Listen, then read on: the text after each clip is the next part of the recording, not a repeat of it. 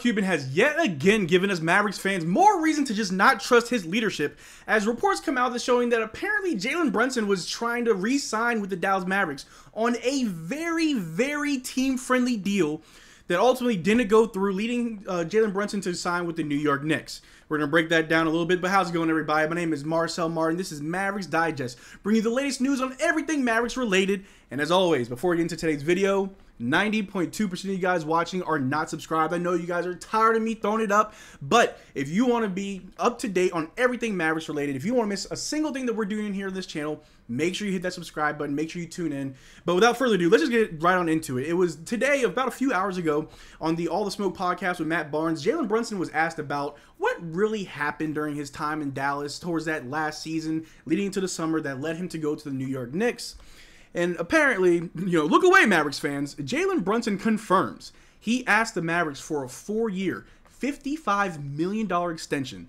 The Mavericks rejected him twice. Now, I watched the clip. You can find it on Twitter. That's kind of where I got it. And I watched the whole, not the whole interview, but a good chunk of it that talks about the contracts, talks about him trying to resign, where his head was at during that season. And just to summarize it all, Jalen Brunson went on to say that during that season, he was trying to just play it safe. His agent was actually telling him, you can get more than just 4 years for $55 million. You should go for more. But Jalen Brunson did not want to just break the bank with the Dallas Mavericks. He wanted to play it safe. He wanted to play with his team long term. He had no inklings of wanting to leave. But he goes on to say that during I want to say it was after the trade deadline. He said after the trade deadline, he tried to revisit them. He offered them, hey, for my extension, 4 years, 55. It already got rejected early in the season. After the trade deadline, it got rejected again, and then we saw in the summer the Mavericks tried to do damage control, try to get him back, and by then it was too late. And it's unfortunate. It's very unfortunate because it was also confirmed by Jalen Brunson that it was Mark Cuban. That Mark Cuban was the one that rejected the offer twice, and Mark Cuban apparently went on an interview during that little time frame of negotiation saying, "Oh, we love that Jalen Brunson back. We sent him an offer, he rejected it," and Jalen Brunson said, "That's cap. That's cap. I was asking for 4 years, $55 million. To put that into perspective, I think we're paying Josh Green like, what, 53, 54 million? That is insane to me. Like, how do you not see your backup guard? Because that's what Jalen Brunson was for this team. He was a backup guard coming off the bench who helped this team during that crazy season, especially in the playoffs. And obviously hindsight's 2020. Maybe you didn't think Jalen Brunson was going to go off in the playoffs like he did when Luka went down, but he handled business. He did his thing. And $55 million, that is cheap. That's probably, I'm off the top of my head, I'm not sure how much he's making in New York, but that's got to be like, what, half of what he's making in New York now? It's ridiculous to believe that a player of Jalen Brunson's caliber, who we drafted, the same draft that we drafted Luka Doncic, who was there with Luka, coming off the bench, playing his heart out, trying to earn and prove that he is a good player and a key player for this Mavericks team. I mean, he showed it in college. He has shown time and time again throughout his collegiate career and the NBA, he can be a leader. He can step up in big moments. He can be that guy that you need him to be. And for Mark Cuban to just be like, I don't really see it. I don't really think you're that guy for us. That is insane to me. And again, 4 years, $55 million. I'm going to show up a little comparison for you guys. Or I'm sorry, I'm going to show you the stats. His last year in Dallas, he averaged 16 points, 4 assists, and 3 rebounds. Coming off the bench, he was shooting 37% from 3, 50% from the floor.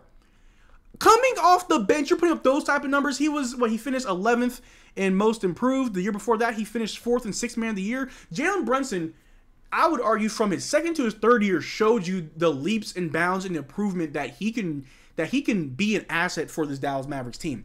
And for Mark Cuban, it's a good thing to have an owner that's involved, that knows what's going on. It's a bad thing when you have an owner who is involved, who just doesn't know what he's looking at and doesn't know what he's talking about. And I'm not too sure that they didn't really get too much into it. I'm not sure if the GM at the time was that much involved, or who was really vouching for Jalen Brunson to get this contract and want him to come back. All I know is from what I heard and what I read, it was Mark Cuban. He dropped the ball. He didn't want to give him that much money. And then, of course, after the trade deadline, going to playoffs, we saw what happened when Julius Randle and Josh Hart were pulling up to the Utah games. obviously to scout out Jalen Brunson, obviously to do a little bit of recruiting. And by then it was too late. The Mavericks tried to counter with a deal close to what the New York Knicks were going to offer. By then it was too late. I mean, he's close to home. He's close to his family. His dad works for the Knicks in the organization in some capacity. So it was too late. He was willing to stay away from family. He was willing to stay in a completely different area for this Mavericks team long term. He was willing to commit, show loyalty to the team. And this is how we repaid him, saying $55 million is too much for you. Where was that money going?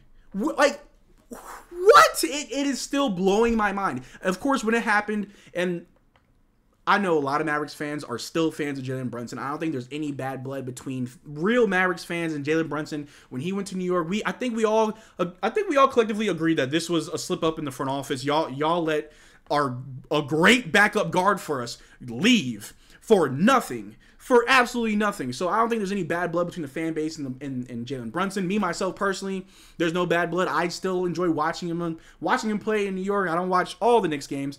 But seeing what he's doing in New York and just taking over and just proving the doubters wrong, it warms my heart. It warms my heart to know that there's a player out there who we drafted, who we gave a shot to, is going to continue night after night, game after game, season after season, prove that he belongs in this league. Even if our owner at the time did not think that he was worth $55 million. But hindsight's 2020. You never know what you got. And in reality, Jalen Brunson is a great player. He's an amazing backup guard. What he's doing in New York right now, I'm not sure if he would be able to replicate that in Dallas. Because like I said, he was coming off the bench for the Mavericks. He's a starter in New York. He's averaging about, 27 points a game this year? I'll throw the stats back up. He's averaging 27 points a game, 3 rebounds and 6 assists. He's shooting 41% from 3 on 6 attempts, which is crazy. Shooting 48% from the floor. He's attempting 20 shots a game. I just don't believe if in another alternate universe, if we kept Jalen Brunson, that production would be the same, especially playing behind a guy like Luka Doncic. Even if somehow you're like, okay, we'll put both you guys in starting lineup, would Jalen still get those shots? Would that production be the same? We can play the what-if game all day, every day. In my opinion, I don't think his career would be where he is now if he stayed with the Mavericks. And that's why I have no bad blood for him. You know, I'm happy to see him go and flourish for the Knicks. The Knicks are doing very well. They're going to make the playoffs. They're going to at least make it to the second round. Jalen Brunson's doing great, putting up crazy numbers, getting paid. And I don't think he would have had those same things work for him in Dallas. I don't think he would have got the contract. Obviously, he wouldn't have gotten the contract. He was asking for $55 million. So the money wouldn't have been there. The team right now is floating between the 7th and 8th seed. So we're fighting for a play-in and late playoff spot, right? You're not home. So he was willing to be less comfortable to just play it safe. And we let it slip. Now, again, hindsight's 2020. Because Jalen Brunson left, because Mark Cuban dropped the ball, we got Spencer Dinwiddie, which ultimately turned into Kyrie Irving. And we got to be grateful for where we're at, because I know a lot of Mavericks fans are very upset about this news breaking out that we could have had Jalen Brunson for cheap.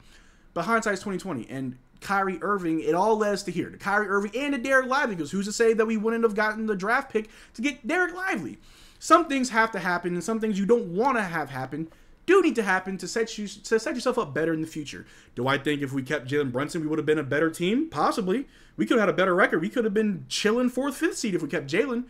But we don't know, and we can't claim to know. But just for comparison, we got Kyrie Irving and Jalen Brunson. These are their stats for this year. You got Jalen Brunson averaging 27 points more than Kyrie, but Kyrie's rebounding more.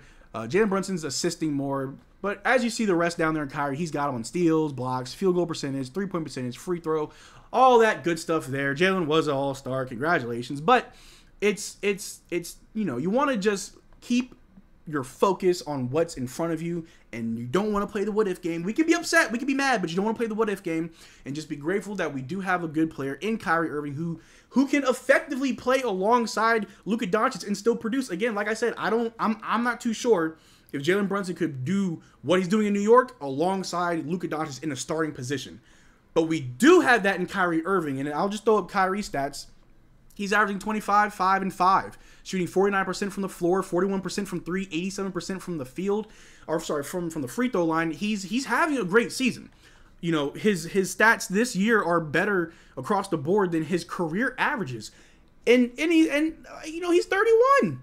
So we got a Kyrie Irving who's not showing any signs of aging, still able to produce, able to play alongside Luka Doncic effectively and win games. I look at it as a win-win. I think for most Mavs fans that really enjoy these players and really love these guys that come and play for us, yes, it hurts. It blew my mind, and I was extremely upset when I saw the reports. But I'm still happy for Jalen Brunson to find a home in New York. He's closer to home. He's with his dad. He's surrounded by guys. I want to say him and Josh Hart played college ball together. So he's with his friends. He's with his guys, with his family. He's playing winning basketball and getting paid. I'm not mad at him. But Mark Cuban might need to take exit stage left, because on top of raising the ticket prices, on top of not wanting to give Jalen Brunson $55 million, when we're paying, no, this is not a shot at Josh Green. I love Josh Green, what he's doing, but Josh Green's getting pretty much that same deal. Just saying. But that's the report. Jalen Brunson could have still been a Mav for a lot cheaper, but we don't know where this road would have gone for us. We don't know if we would have gotten Derrick Lively. We still would have had to rely on Dwight Powell, and maybe would have kept JaVale McGee. Who knows where this Dallas Mavericks team would have been. But let's keep our focus on the game tomorrow against the Phoenix Suns. Let's stay focused on the roster that we do have. Hopefully Dante Exum will come back, within 3 or 4 games of our 10-game stretch that we got coming up. Let's just be grateful for what's in front of us and not worry too much on the what ifs. But I appreciate you guys making this far to the video. Make sure you subscribe so you don't miss a single thing that we're doing here. Check out the link in the description below to our Discord, where we get active and talk about all things Mavericks, all things basketball. But until next time, guys, y'all take care. Peace.